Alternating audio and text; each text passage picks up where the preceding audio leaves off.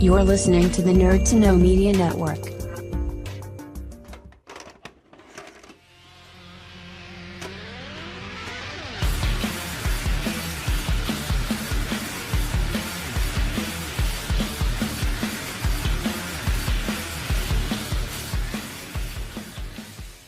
And everybody, we're live here on the Wrestling Rewind, episode 26. Thank you all for joining us. It is Monday, the 15th of June, 2020. Dave, welcome to the show, sir. How are you been? Oh, fantastic. I mean, it's been the greatest week ever. Well, we definitely got the greatest wrestling match ever last night. Absolutely. So, yeah, thanks for everyone who's listening to us live. If you are, say hey in the chat. We're on Periscope, Twitch, YouTube, all the stuff, all the things, all the time. And we're also on Phoenix 92.5 FM every Tuesday at 8 p.m. as well. So if you're listening there, come over to the live chat. If not, send us an email to nerdtoknowmedia@gmail.com. Yeah, if you can't find us, you don't know how a search engine works. Exactly. We're very easy to find, and every week we add somewhere new. We're on Mixer now, so AJ Styles stream of choice, Dave. Absolutely. I made sure that I got that because I was like, if we don't, Dave will be upset. So I'm like, no, it needs to be done.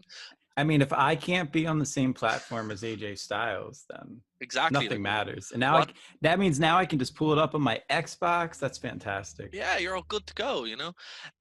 Also, we're also sponsored by the Brave browser. So if you guys do want what is fastly becoming my favorite browser, go over and download the Brave browser from the link below. We're using it now. Everything that we have on our screen share here is from the Brave browser. Be it built-in VPN. You have to earn cryptocurrency and all this other good stuff that Google and other places will not give you. So download the Brave browser. Try it. If you don't like it, you will like it. I guarantee you will. Also, if you're ever interested in customizing browsers, it also gives you that option too. So why not? Absolutely. I never thought that I would, after 15 years, move over from Firefox, but I mean, I'm just so amazed by not just the features, but the built-in features from, straight out of the box that you get with Brave browser. It's just phenomenal. It really is. And it also, you're going to be tracked, you're going to be traced anyway, but you might as well get some money from it. So that's it. Instead of Google or Facebook getting your money, Brave gives you a cryptocurrency for everything you search, everything you use. So you might as well get your own money back. So yeah, download the Brave browser from the link below. That helps us out, supports the show. If not, you can also send us a Ko-fi link, which is on this side of the screen. Or you can also add us directly through Facebook, PayPal, and give us some money there. So yeah, that's all the shilling done this week, but we had to get it done. Just got to get it out of the way. You had to get it out of the way. Look, the build. Well, look, if you can't, you're like, hey, look, I can't afford that. That's fair enough. The best way to do it is spread the word of the show, subscribe to the channel, or even engage. Because hey, look, we're the only wrestling podcast show brought to you by fans that don't hate wrestling. So support us. Facts. These are all facts. But yeah, another fact, Dave, was we had the greatest wrestling match ever last night. It's a fact. It's documented. Ever. Yeah. Ever. Or yeah. I did enjoy actually some of the memes where it's like the actual mat itself had a clip. I think it was either the mat or it was like the ring apron, or like a bit of the announcer's table, and it was like Raw in the 90s, a test match. Because that's just the way it looked. And I was like, yeah, there were a lot of test matches in the Attitude Era. But yeah, look, this had a lot to live up to. They did blatantly false advertise because it wasn't the greatest match of all time.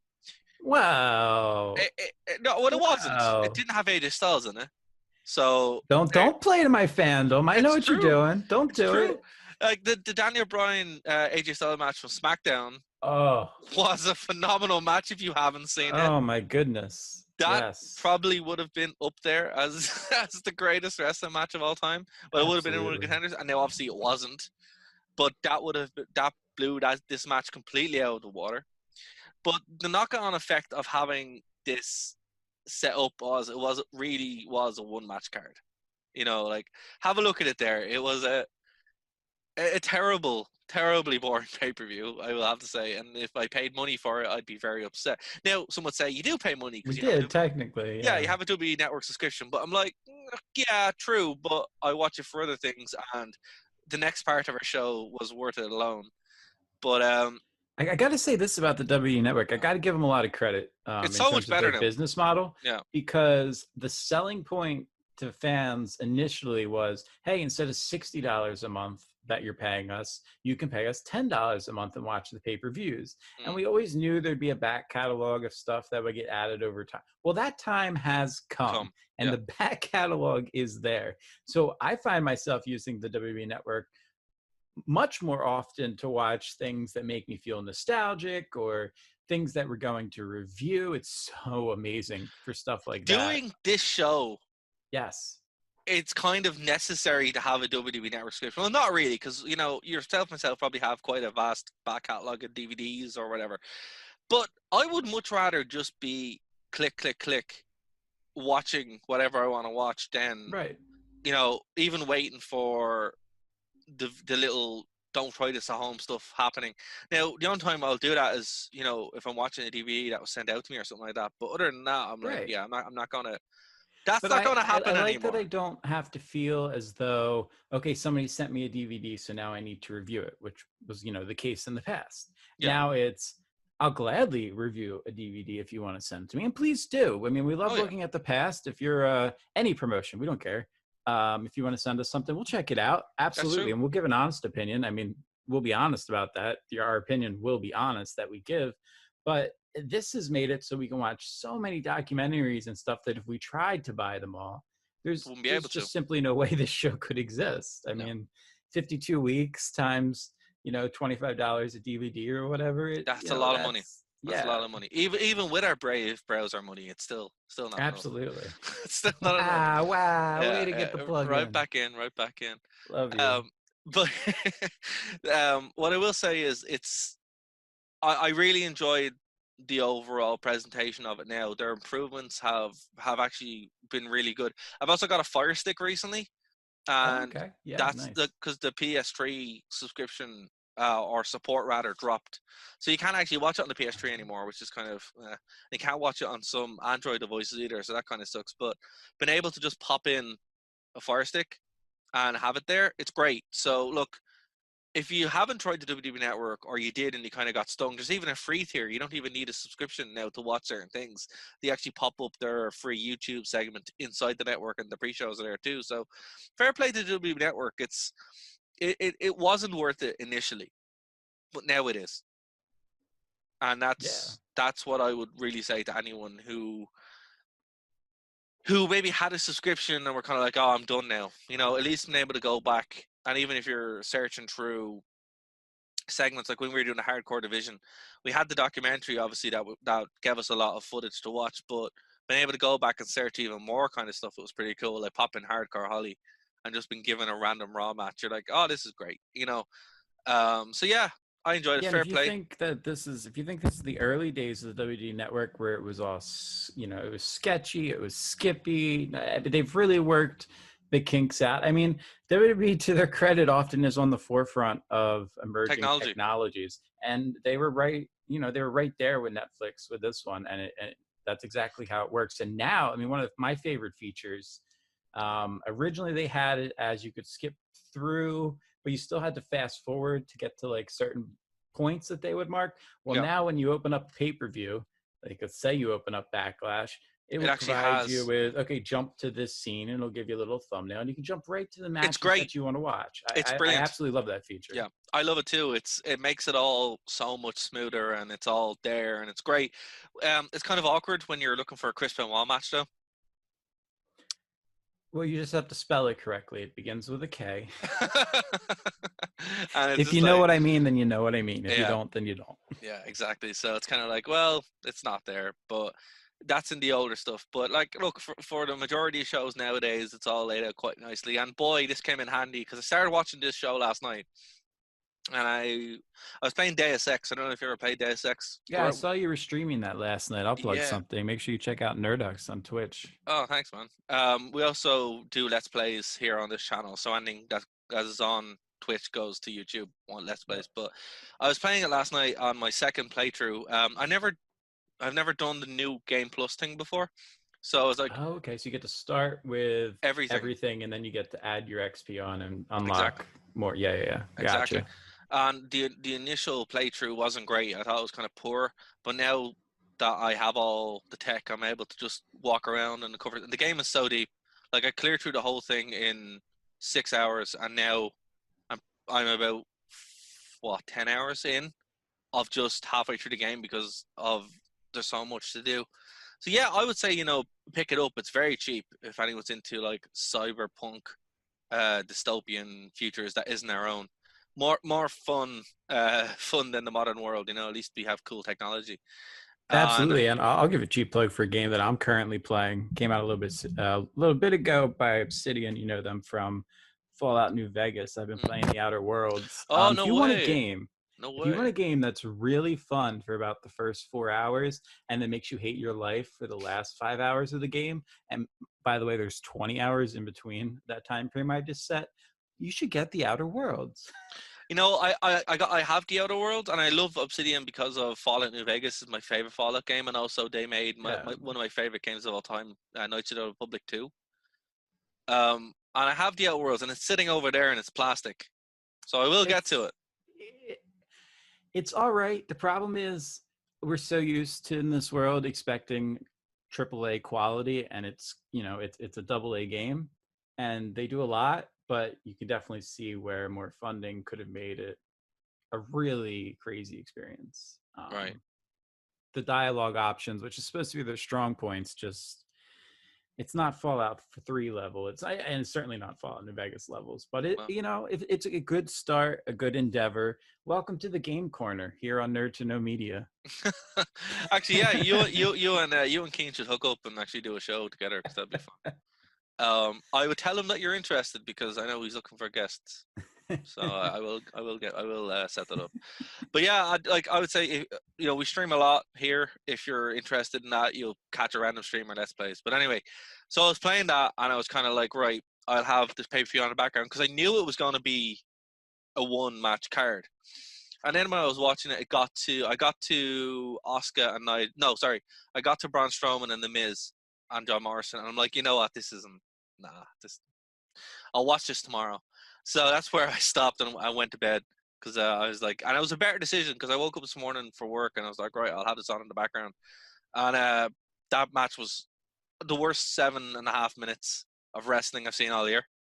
The Drew McIntyre Bobby Lashley match was up there as some of the worst wrestling I've seen all year.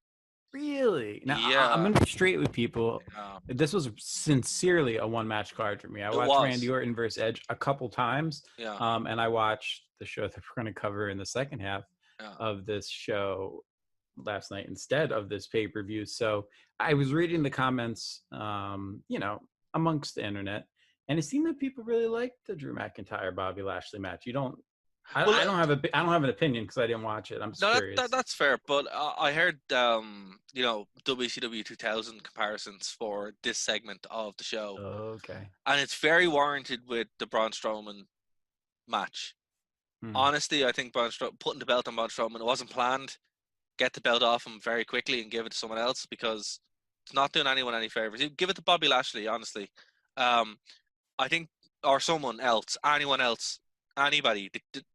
Who's that child that he wrestled the tag team match with? Give it to that child. Oh, at WrestleMania? Yeah. Like the referee's kid? Yeah, give it to him because he would be better.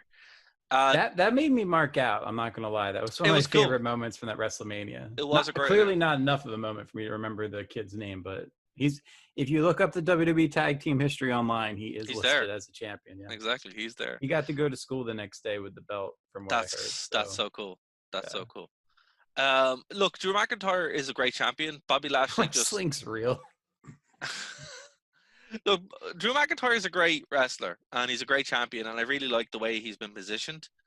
But Bobby Lashley just isn't good, and he doesn't have the charisma. Like he's a really good wrestler. Don't get me wrong, he really is.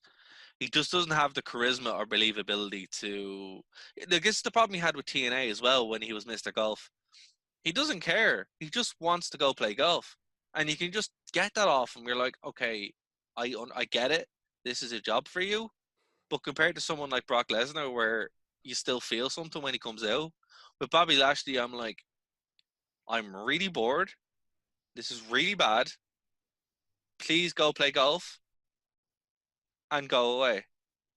I'm telling you, Derek, it's the size of his head. It just doesn't match the rest of his body. I don't know. I like, even when he was in his first run, when he was doing that John Cena stuff, I was like, I just don't see it.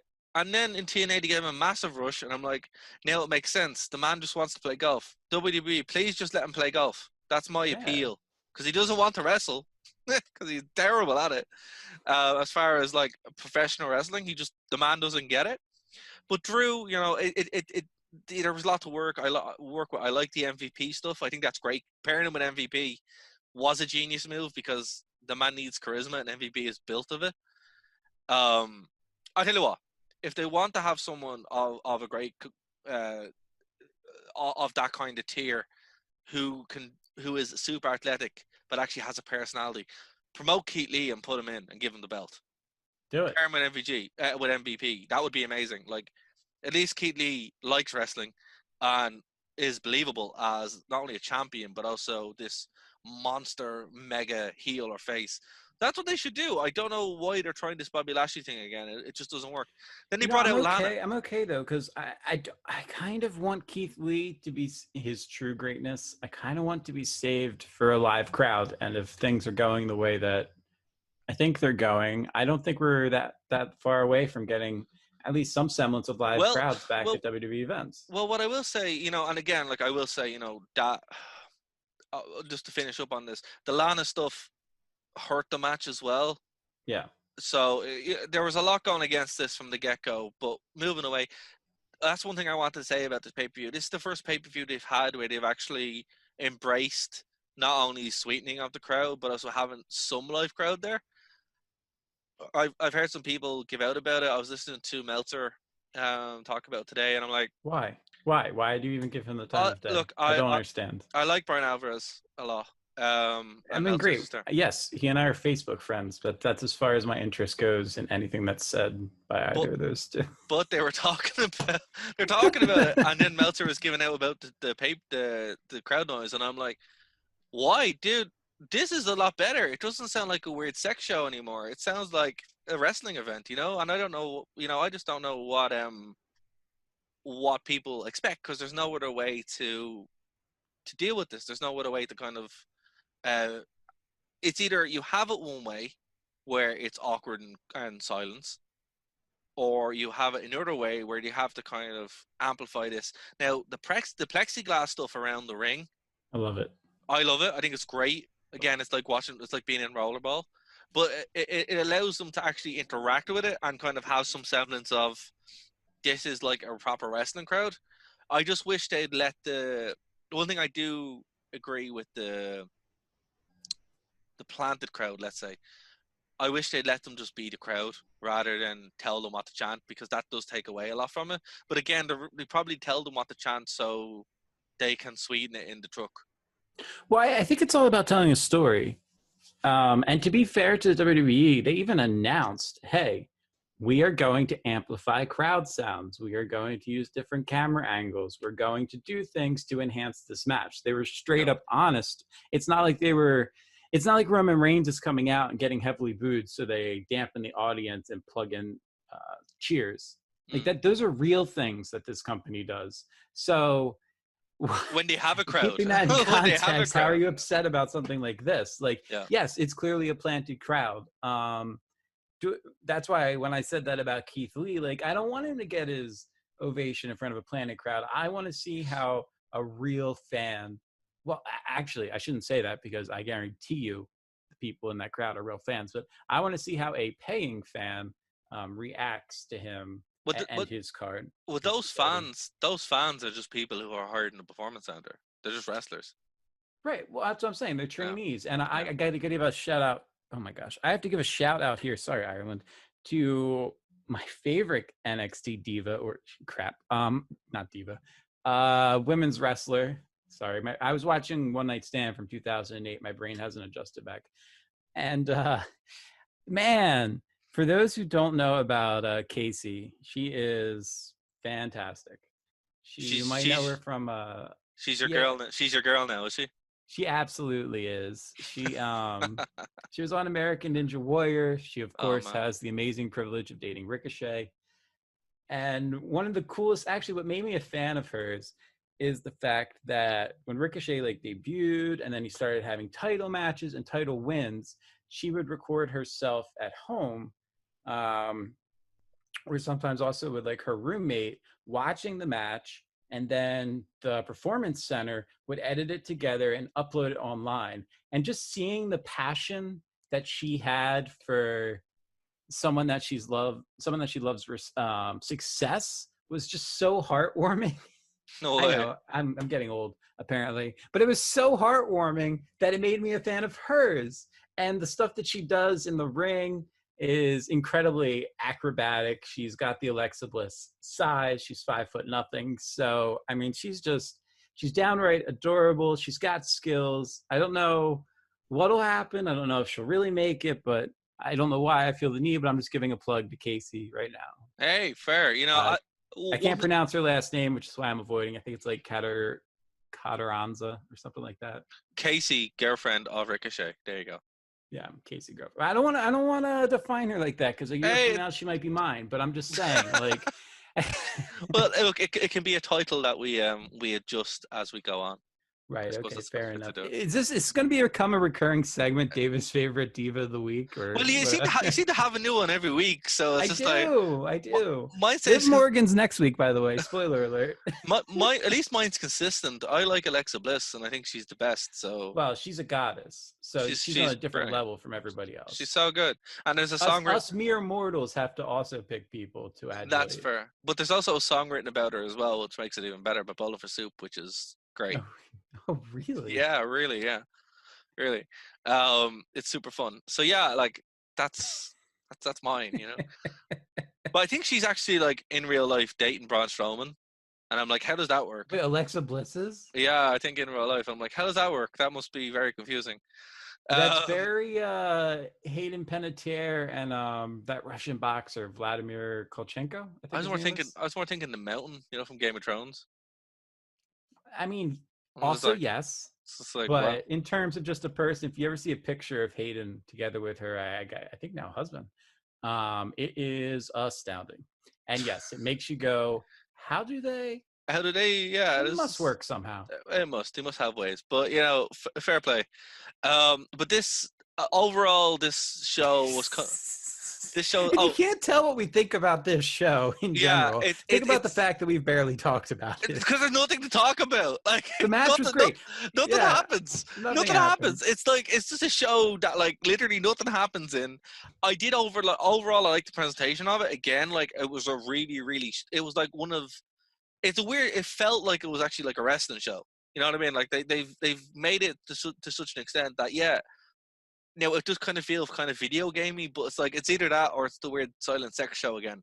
Which one do you want? Yeah. So it's like this is the best they can do, and I have no problem with this until there's a full crowd back. It was still fun. Like I can't hate on it too much. There was crazy stuff. No, dude, there was nothing to hate, with the exception of that Braun Strowman thing. Everything else just kind of happened, and then I did like the Viking Raiders, Street Profits cinematic. I heard about this. There was some hentai in it, apparently. It ended with like I thought it was more of a Star Wars homage, but hentai. I thought it was because they're in Florida and it was a crocodile tail, but apparently that's too mundane of an explanation for the internet. See, they were in a trash dumpster, right? So I'm like, oh, Star Wars reference, but then of course Florida. Yeah, there's loads of gators in Florida. So I am wearing a Rogue One shirt right now. So oh, very cool. I'm wearing a Game of Thrones shirt. Oh, very nice. Yeah, that was it. Sorry, Dave. Yeah, just going back in there. So look, the show kind of fell off a cliff. Started off in a very weird way. Not our show, but the actual show last night. And what I will say is the Sheamus Jeff Hardy match isn't bad. Worth a watch. Really kind of cool little introduction back to Jeff Hardy. Furthers the story and then gets Sheamus over.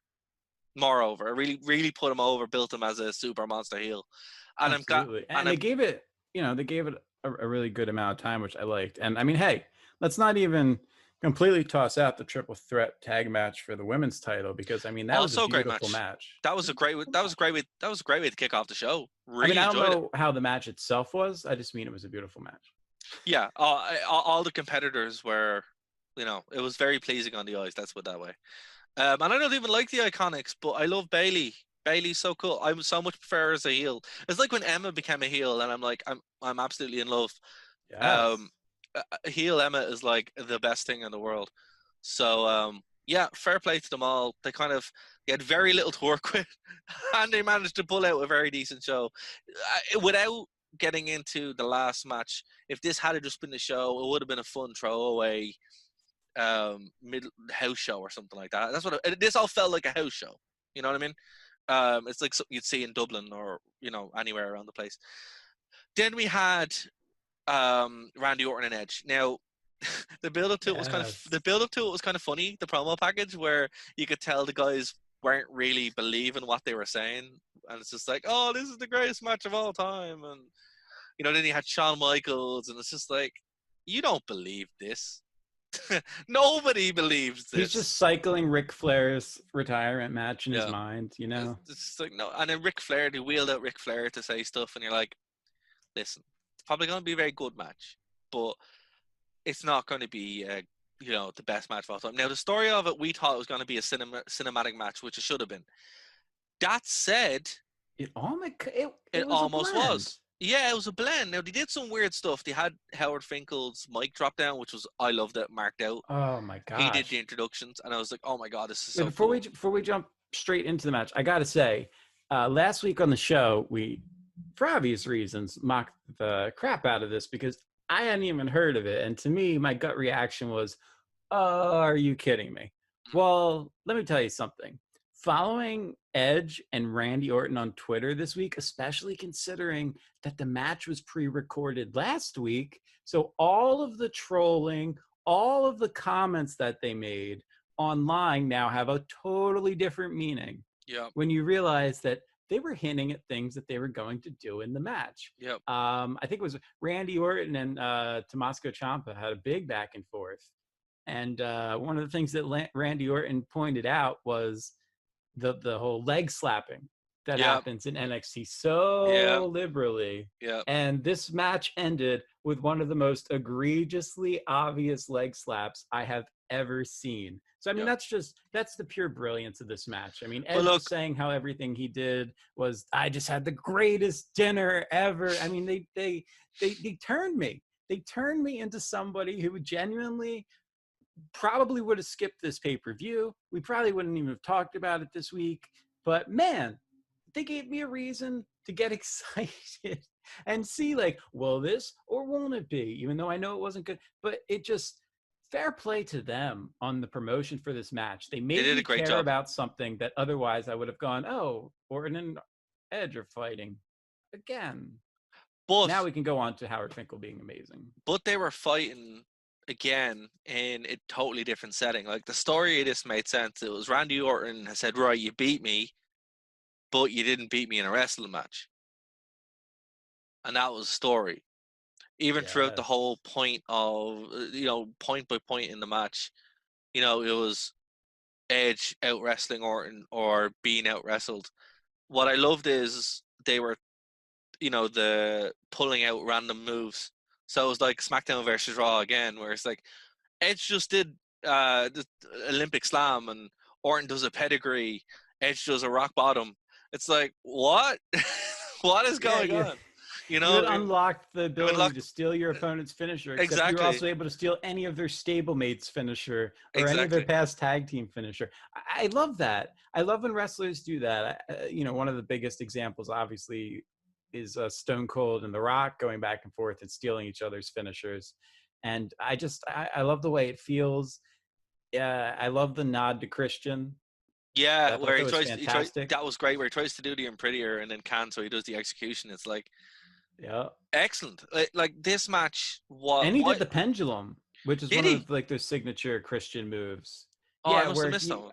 Yeah, where you I guess you get whipped into the corner, or your opponent gets whipped to the corner. No, you get whipped in, and then you slide your legs out to the outside when then the opponent charges at you, and you like flip backwards and you kick them in the face with your legs. Yes. Yeah, Yes. that's a signature Christian move that he did in the latter part of his career, starting in like his ECW days. I love that was a part of the story. Yeah, it's one of the strongest, most recent examples of that being done in WWE, where stuff they did that made sense. Even the color where Randy Orton, I don't think he cut. I actually think he was legit. Yeah, it looked cut. that way. It looked that way because it wasn't like ridiculous. It was like a little bit of color here and here, and it's like, well, yeah, that's probably where he got caught. But I think it added to the match. It added so much to it, and even when he won, he was like, he didn't walk away without being beaten, you know. And even to the end where he kind of cheated to get that last punt in, you know. But it was so cool seeing the RKO spots from the corner. And I loved the GoPros on the turnbuckle. I thought they were great. A fantastic little way to shoot this differently and add something to it. Now, this match was recorded straight, as I said a week ago, and then they redid some stuff. And Edge was actually injured. He tore his pectoral. He tore his pec during it.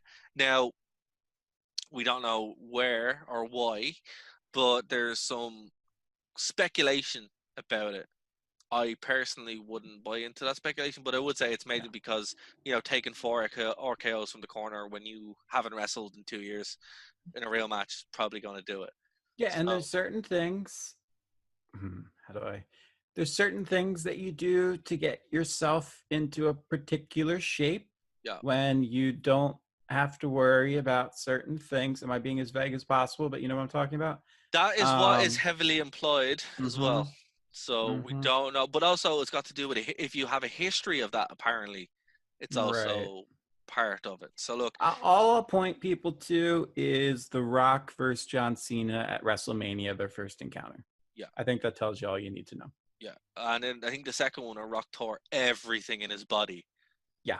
I was there for that. I just think it's funny that like Rock tore everything in his body, like just all the muscles all at once. And that's why when The Rock's shooting movies, insurance will never let him compete in wrestling matches. And that's why when you wonder how come Cena doesn't wrestle anymore, it's because he's filming movies and The Rock screwed it. Yeah, The Rock screwed it over by, you know, destroying his body literally through a couple of matches. But yeah, look, you know, it is what it is, and you know, at least Edge will come back from this. Thank God it wasn't a stinger or something like that, because that would have been an act from God saying, hey, look, thank God it wasn't his neck. And I mean, hey, what did this show us at the end of the day?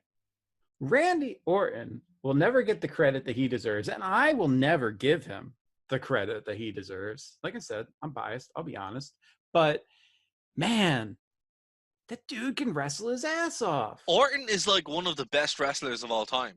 He's so smooth. I mean, he always has been. He always has been. The only reason why he doesn't do it is because he's like, I don't have to. But when he wants to, it's like, holy cow! Like all this feud with Cena, that was like why it was so bad, because neither one of them really wanted to push it.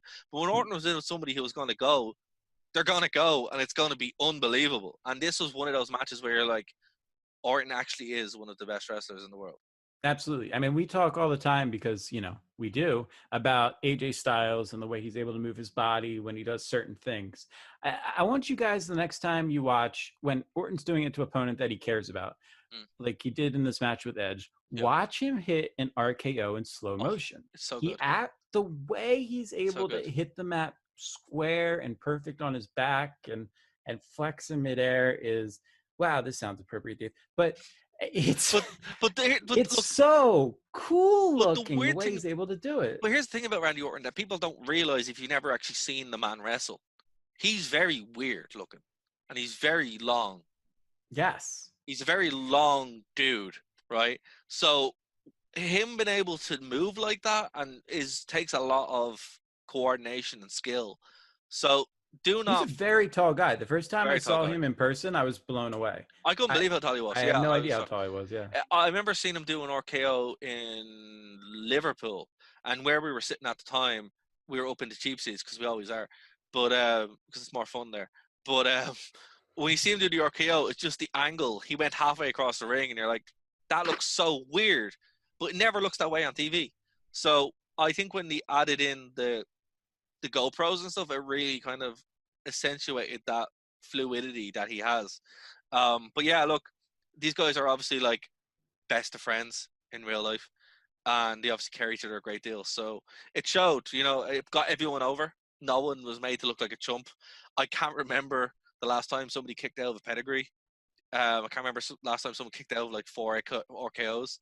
I know. It was unbelievable. Edge was made to look like a superstar here because he was and he is. And this was, while not the greatest match ever, it definitely is match of the year so far. I know how hilarious is that?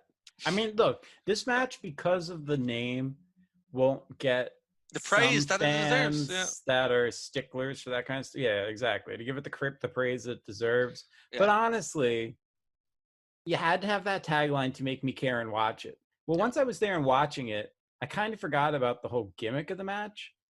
And I was just entertained. I mean, when's the last time we got an honest, straight wrestling? And by the way, I got to point out Charles Robinson with a bow tie. That was fantastic. Right? Wasn't that weird? I was like, why is he dressed? Why is he dressed? Like, you know what this felt like? This felt like playing 2K20. No, 2K19. 2K19 because it's not broken. Yeah. That's what it felt like. It's like someone just imported, create a wrestler, create an arena, and then you gave him the weird little referee, and then you had adjusted the movesets of these guys. And that's what it felt like. It felt like playing a video game. Absolutely. And I love the Chinese artificial ingredient reference at the beginning with Howard Finkel. I thought that's MSG I'm talking about. MSG, yeah. For Madison Square Garden. But I love that. I thought it was great. But again, my point is that I actually tuned in and I watched it. And when's the last time that we got a straight, honest 45-minute wrestling match with no shenanigans? There were some shenanigans at the end, but it was kind of. It was cheating. It wasn't really, but it's been a long time. And if this had been normal circumstance, like if there was no pandemic, this wouldn't have happened. We wouldn't have gotten 45 minutes. This would have been a 25-minute match. Exactly. That's what we usually get for main events. And it would have suffered for it. If you haven't seen this match, go out your way to watch it. This show really is the tale of one card, but a tale of one match. But man, what a match it is. Not the greatest match of all time, but definitely match of the year so far. My match of the year so far. Not the greatest match of all time, but definitely the greatest match ever. And okay, so we're going to switch gears a bit and talk about something else. So look, initially we were going to talk about this. This is going to be our review this week, right? But then obviously we wanted to watch the show.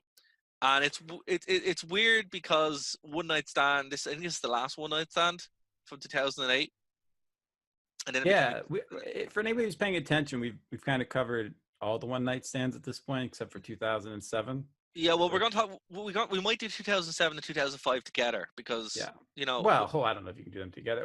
It's worth mentioning, by the way, that it was like 3 days ago. Well, if you're listening in Ireland on the radio, 4 days ago was the 15th anniversary of ECW One Night Stand. 2006. So, yeah, right. Timely. No, 2005. Was it 2005? Oh, it was 2005. 2006 was 20 minus 5 is 15, Derek. Yes. Sorry. Okay. But the greatest match of all time just blew my counting ability, my math ability. So it was that one, but then there also was during the week, the anniversary of the 2006 one. Yes, absolutely. It was the anniversary of Rob Van Dam winning the title. So that's why we're doing it. That's it. Kind of works out quite well.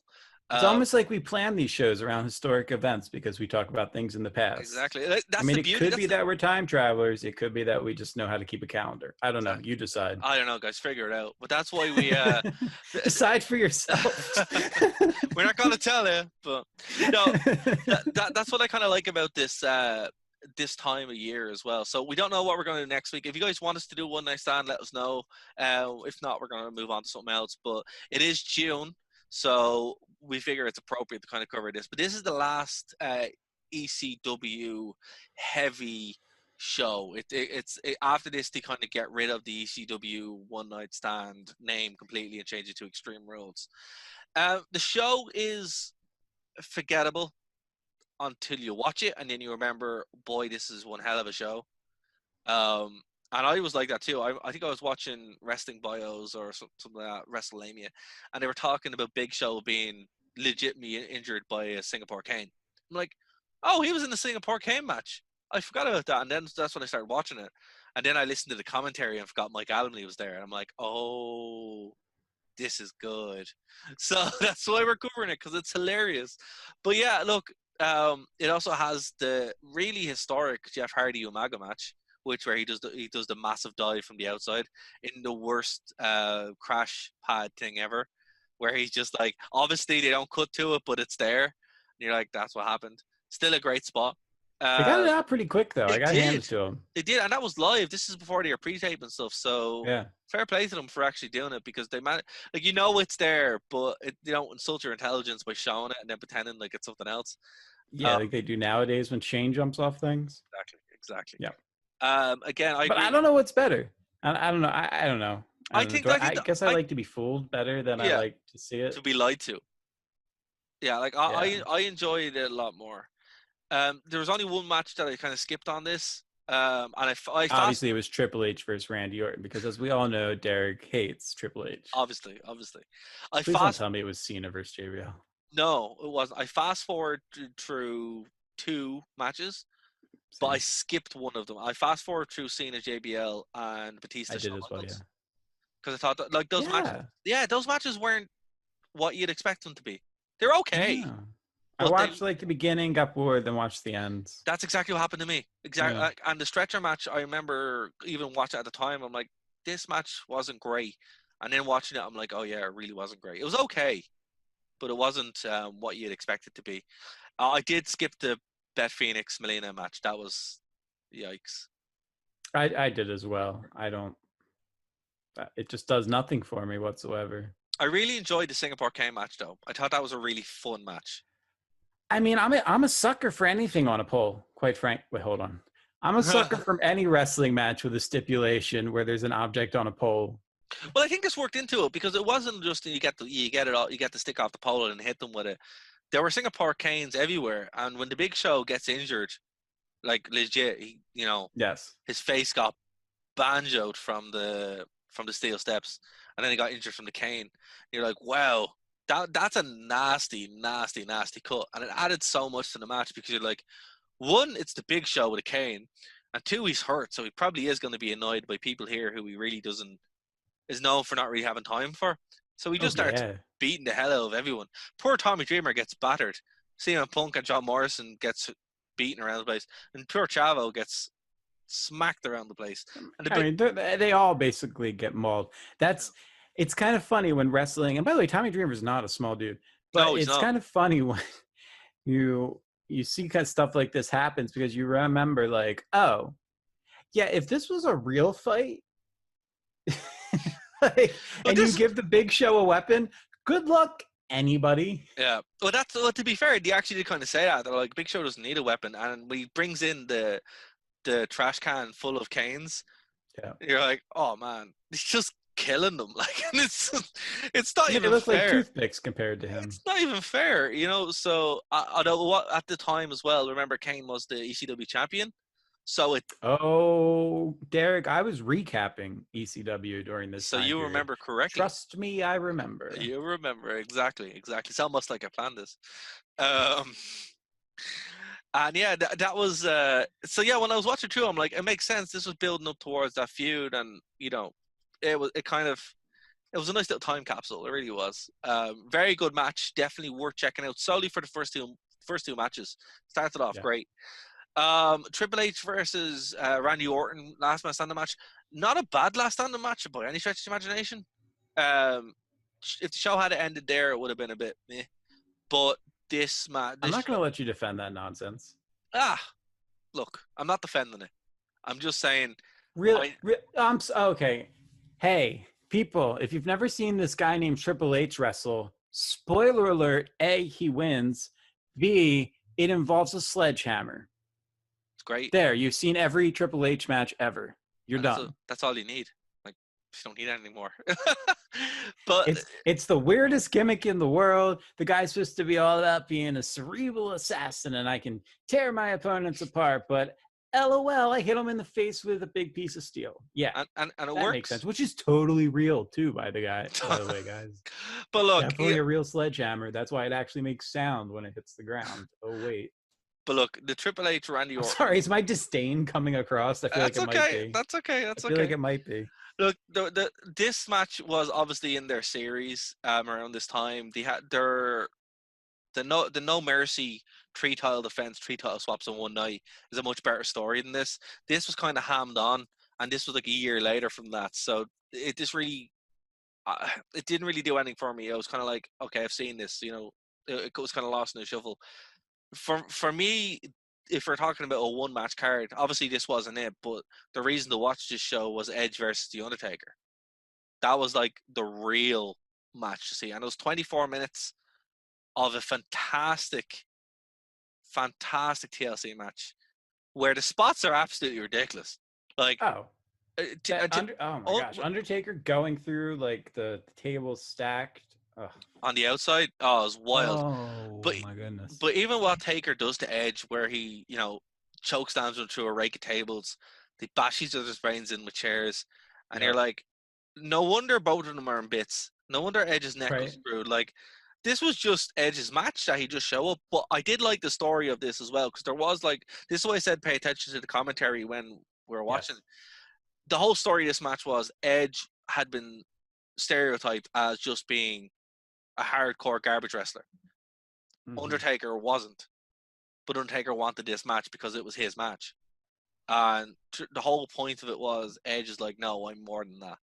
But at the same time, then there's loads of cheating. La Familia run in, and he wins through cheating. So it's like, okay, the story wasn't as well told, but he was a mega heel at the point in time, so it made sense. Well, the craziest thing about this match is that the stipulation was, of course, that, if Undertaker lost, he had to leave WWE. And that's why, since 2008, The Undertaker has never competed again in the WWE, if you're wondering what happened to him. Yeah, he just disappeared. Very true to stipulation. He just disappeared, and you never saw him ever again. Yeah, he ended at, I think it was what, like 17-0 at WrestleMania? That was it. Yeah, it was like that, yeah. But here's the thing, right? My question is, like, why did they not honor it? Like, why did they include it in the first place? You mean like why was the ECW championship not the last match on an ECW pay-per-view? But this wasn't an ECW pay-per-view at the time. This was firmly a WWE show. True, but they did call it, well, yeah. I know. This is firmly I get what you're saying. They called it One Night Stand, but if you do pay attention to like literally every sign at it, they were calling it Extreme Rules. It was like they had it was a split personality on the part of the WWE and how they wanted to promote this. They still didn't know exactly how to follow this up. They wanted to use the concept because they made bank on those pay-per-views. They just didn't know quite how to do it. What I think they should have done is, and Undertaker came back after SummerSlam, I think. Was that correct? I'm just reading this here. According to Wikipedia, which we're both reading. As are people watching on YouTube. Exactly. By the way, if you're listening, you can see our pretty faces and visuals. Yeah, we're finally working out the kinks now, trying to get this a bit more presentable for you guys. So if you're listening to us, go over and you can actually catch us live on YouTube and all that stuff as well. Nerd to Know Media. Okay, but here's the thing, right? And if you're wondering, I'm Darragh.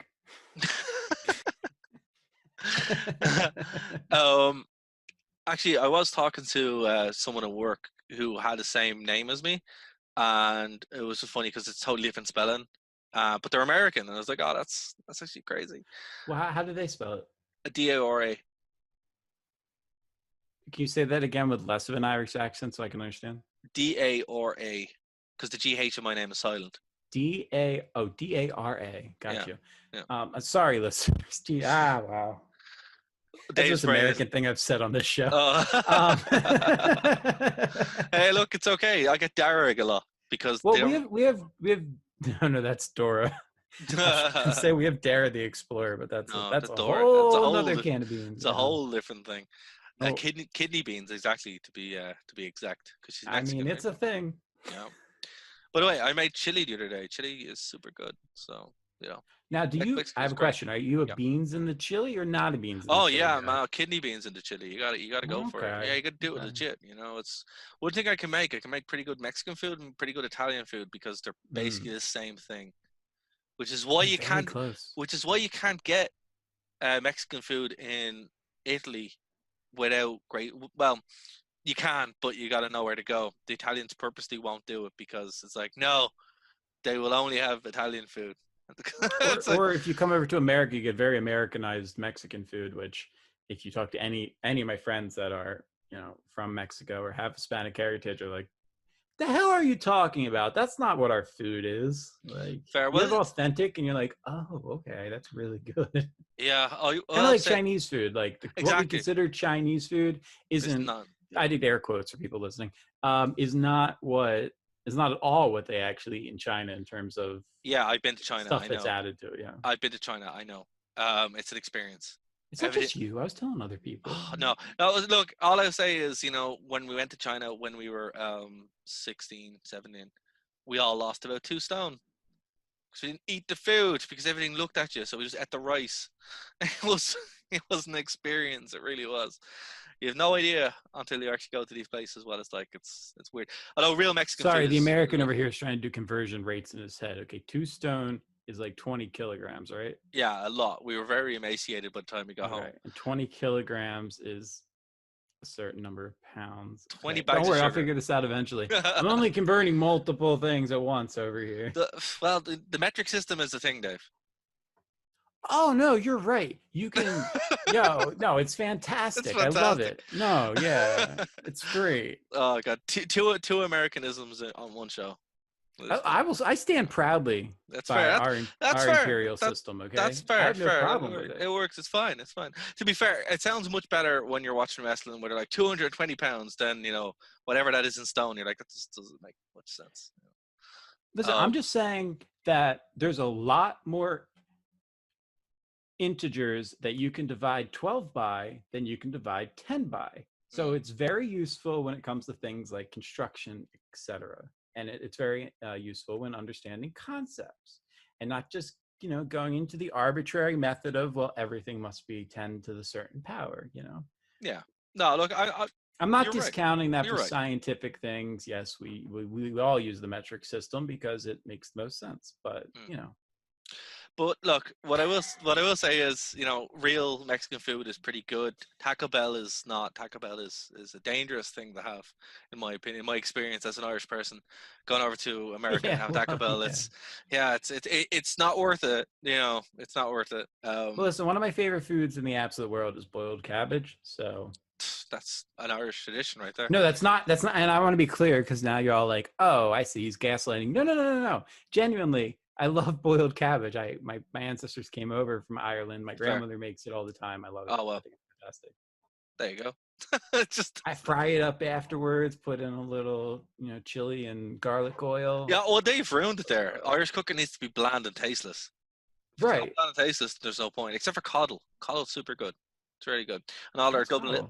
Coddle is like. I coddle children, but I don't know what coddling. A coddle is a Dublin stew. So instead of putting in steak, you put in like rashers and sausages and stuff. It's super good. Super good. Yeah. I would recommend that. But this has been Nerd to Know Media's cooking show. But look, guys, if you're listening to us on Phoenix 92.5 FM, we are coming to an end. We will obviously probably wrap up a little bit over on the stream. Go over and check out Nerd to Know Media if you haven't already. But we're going to take a quick break, and when we come back, we're going to finish off the show, guys. We will talk to you next week here on Phoenix 92.5 FM. Say everyone who's here on the stream because we're not going anywhere. We'll see you after this break.